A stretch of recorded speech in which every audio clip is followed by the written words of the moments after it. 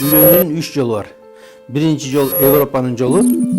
Бул жерде кыз менен жигит бир нече убакыт жүрөт, сүйүшүп, күйүшүп, анан үйлөнсө үйлөнөт, үйлөнбөсө таштап качып кетет. Бул коркунучтуу жол. Экинчи жол бул кыргыздын жолу.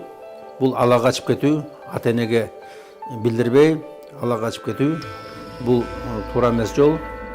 Бирок баары бир ниети жакшы болгон үчүн кыз биринчи макул болбой, кийин көнүп кетет. Үчүнчү жол бул мусулман жолу. Бул жерде ата эне таанышып, сүйлөшүп, анан кийин үйлөндүрөт. Бул эң туура жол жана жакшы жол. Кыз менен жигит макул болсо үйлөнөт.